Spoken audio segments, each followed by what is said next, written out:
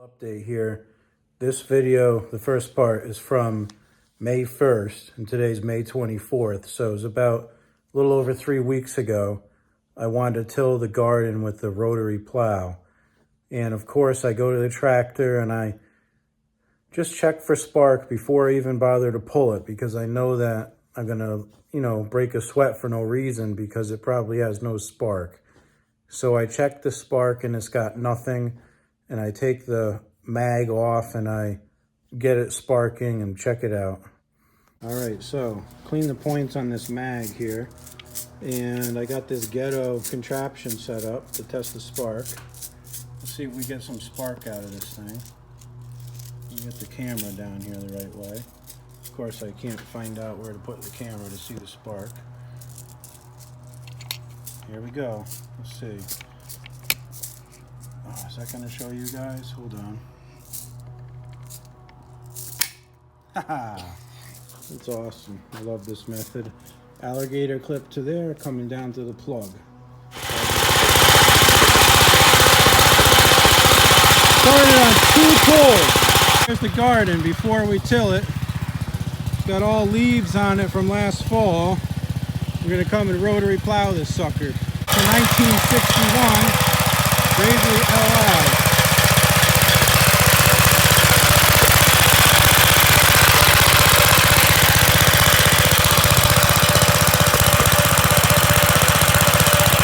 Stand back there and take a video of me.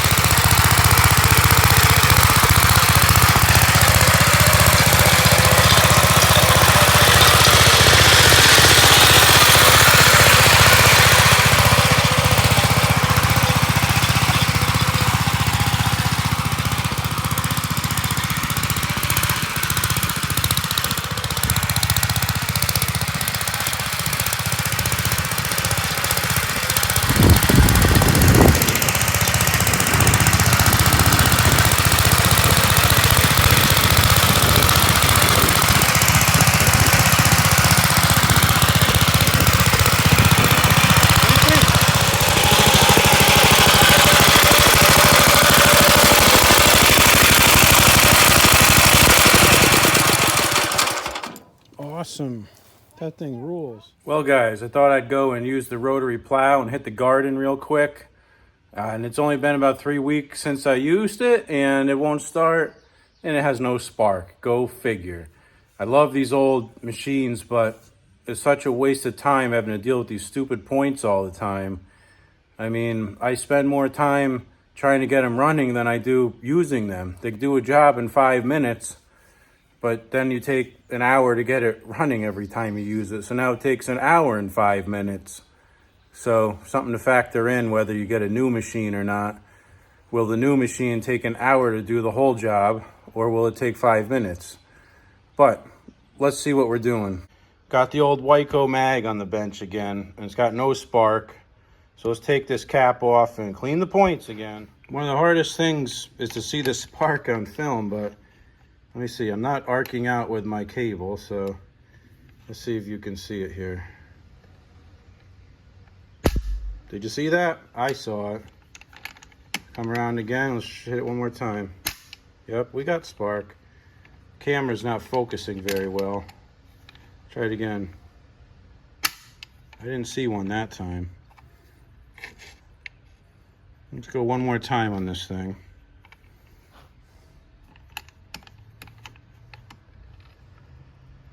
Come on, focus, camera. It's about to spark. Focus. Yeah, we had it that time. Let's put it together and See if we can fire this turd up. Now, when you put your mag back on, you got to make sure it's timed right. And if you look at the face of the mag, there's a notch over here, which is the timing mark. And if you look at this part here, there's a notch in there. When that notch hits that timing mark, it will engage. I'm getting tight right here, so if I was to turn this thing from here to there, it will spark. You should never spark it without either a spark plug on it or the coil being grounded. So when I take them apart, what I like to do is, or I should say when I remove the mag, I like to have the thing so that it's maybe in about the spot it is right now. I took it apart when it was straight up and down, I think. So if anything, I should turn my engine another turn. But I'm going to put it back in the way it is. And if you put this coupler on there, you have a little bit of leverage. I need to actually turn it about a couple degrees just to be about like that before it lines up. So what I'll do is I'll manually just turn this with my left hand, push it in, get everything together, and then put my 2 bolts up from the bottom, and we should be good to go here. Now, what I did is I actually held down the ground here to kill the thing, and I turned the engine just a hair so that it went past the sparking point. That way it takes all the tension off the spring, and when you put your bolts in there, it's a lot easier to move the mag around and get your bolt holes lined up. I use this little offset ratcheting wrench when I do these things, and I'm able to get it down here under the bottom onto those 2 bolts and tighten them up pretty well. It's a tough spot, like a ratchet doesn't fit in there, a regular wrench doesn't want to fit in there. It's kind of a tough spot. So I found that this thing works really good. It's a Craftsman. I've had it for years. I don't even know if they still make them, but for me it's the best way to do this. The sun is just blaring on me here. It's supposed to be 90 something degrees today. Just trying to get this done before it gets hot. All right, we're good. So let's hook up our plug wire, plug that back in. We take spark tester off it, and let's go over to the other side and hook up our starter rope and see if we can fire it up.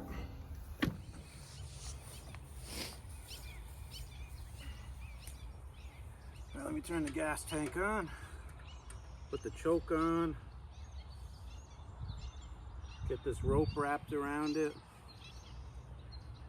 All right, let's see what happens. Big fat nothing happened. Should I be shocked? No. Come on, you piece of junk. Okay, now the carb is flooding. That's a good sign. We got gas. Take the choke off.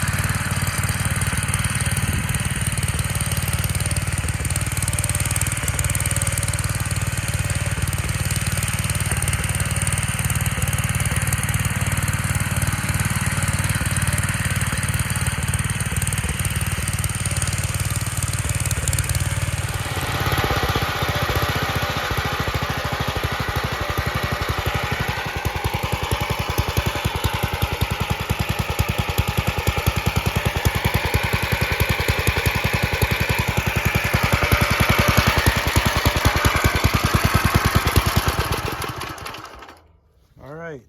Well, it worked awesome, man. Whew, I'm beat. 11 minutes of rotary plowing. Feels like I just ran a marathon. I'm so out of shape. Let's turn the gas valve off down here. All right, cool. Man, I'm thirsty. It sure is hot out, but so it only took me like less than 5 minutes to take that mag off and clean it and put it back on. Plus 11 minutes of pretty much effortlessly rotary plowing. I don't think some piece of crap tiller you get at Lowe's or Home Depot could do you that fast. But you see the garden, it's hard to turn with the rotary plow. It would work a lot better if you had no fence on there and you could just go in straight lines. What happens is that the right wheel of the tractor is supposed to be in the furrow of the plow. So when you go around the turn, it just doesn't work right. And it's also tough because the length of the handlebars amplifies when you turn, and they almost want to hit the fence. So at the end of the video, you see me on one of the corners, just kind of going forwards and backwards, just trying to carve it out a little bit. And at the end, you notice I stopped and I went counterclockwise for maybe like 3 laps around the garden. My garden's on a hill. It's hard to tell by the video, but it's on a slope. And in your picture, the right side is the high side of the slope and the left side was the bottom. So when you're rotary plowing on a slope, it messes up a little bit where it throws the dirt as well. So I ended up with a pretty big pile in the middle. So what I wanted to do was go backwards around it and try to throw the dirt back out to the sides a little bit. But it's looking really good. When I tilled it the first time a few weeks ago, it was covered with leaves from the fall. And they were chopped up leaves from the leaf trailer. Now I got 12 bags of cow manure that I'm going to put in there. And then we're going to hit it with the 1957 Gravely Southern Region with gear reduction wheels with the rotary cultivator. So we'll have to pull that out, try to get that started and hit it one more time to finish it up before we plant.